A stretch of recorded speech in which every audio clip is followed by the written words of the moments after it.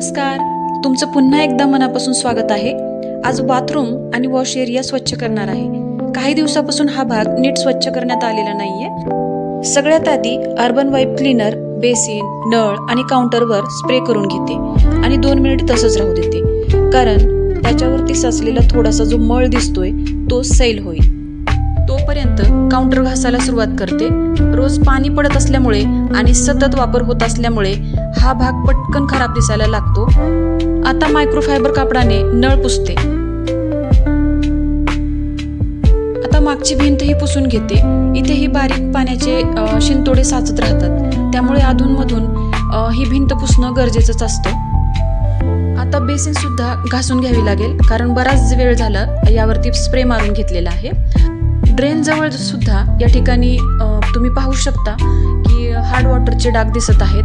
तो काही मळ नाहीये, तो हार्ड वॉटरचा भाग आहे आणि त्याच्यावरती मी बरेच पर्याय करून बघितले आहेत, परंतु हे डाग निघत नाहीयेत। म्हणून मी आज एक उपाय करून बघणार आहे की इथे बेकिंग सोडा आणि लिंबू वापरून पाहते, कारण मला असं वाटलं की याच्याने निघेल आणि याला काही कष्ट पण लागणार नाहीत, म्हणून छोटासा हा उपाय मी करून बघणार आहे।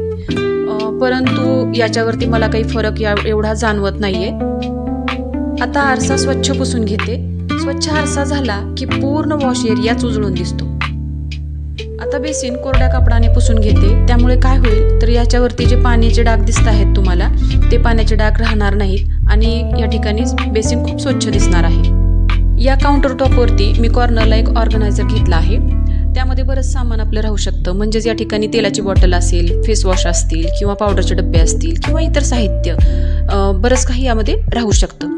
पण हा काउंटर टॉपवरती घेतलेला ऑर्गनायझर, याच्यामध्ये जे साहित्य ठेवले ते सुद्धा बाहेर काढणं गरजेचं आहे आणि त्याला साफ करून घेणं सुद्धा गरजेचं आहे। आता याची गरज काय, तर याची गरज आहे की कितीही नाही म्हटलं ना तर याच्यामध्ये धूळ आपल्याला दिसणारच आहे आणि म्हणून हे साफ करणं वेळोवेळी गरजेचं असतं आणि त्यामुळं हे सर्व साहित्य आधी काढून घेते।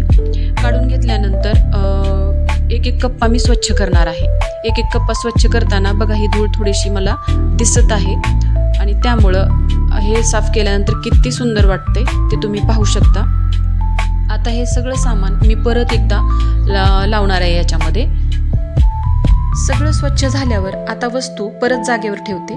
प्रत्येक वस्तू ठरलेल्या जागी ठेवली की नंतर शोधाशोध करावी लागत नाही आणि ऑर्गनायझर ही नीट दिसतो।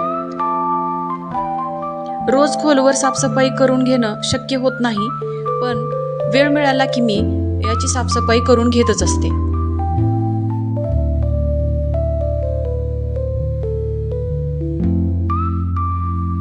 हार्ड वॉटरचे डाग निघाले नाहीत तरी सुद्धा एवढं झाल्यावर हा भाग किती बदलला आहे ते तुम्ही पाहू शकता। म्हणजेच खरंच थोडं थोडं जर आपण या ठिकाणी रोज साफसफाई करत राहिलो तर या ठिकाणी आपलं घर हे नेहमी स्वच्छ दिसायला लागतं।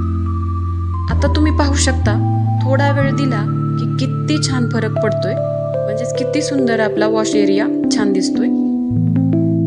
यानंतर टीव्ही युनिट पुसून घेणार आहे, कारण बघू शकता तुम्ही यावरती सुद्धा थोडीशी धूळ मला दिसत आहे आणि कुठेही धूळ दिसली ना की मला ते बरोबर वाटत नाही आणि त्यामुळं मला सवयच आहे की ते पुसून घेणं, स्वच्छ करणं हे आपलं कामच आहे।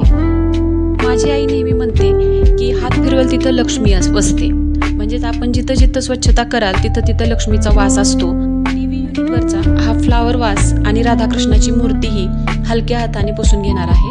अशा छोट्या छोट्या गोष्टी स्वच्छ असल्या ना की घर अजून छान वाटायला लागतं।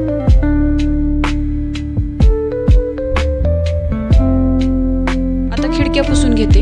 याच्यावरती सुद्धा धूळ दिसत आहे, म्हणूनच हे खिडक्या स्वच्छ करणं गरजेचं आहे। अशी साफसफाई करणं रोजच शक्य नसतं, परंतु वेळ मिळाला की अशी धूळ दिसली ना आपण याच्यावरती हात मारला की आपलं घर नेहमी नीटनेटकं आणि स्वच्छ दिसायला मदत होते। माझं जे किचन आहे ना ते ओपन आहे आणि त्यामुळं डायनिंग एरिया हॉलच्या समोरच येतो आणि डायनिंग टेबलवरती नेहमी मुली किंवा सासूबाई काही ना काही त्याच्यावरती ठेवत असतात।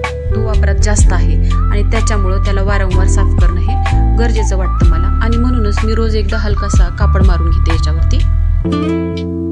तुम्हालाही अशी साफसफाई करायला आवडत असेल तर कमेंटमध्ये नक्की सांगा।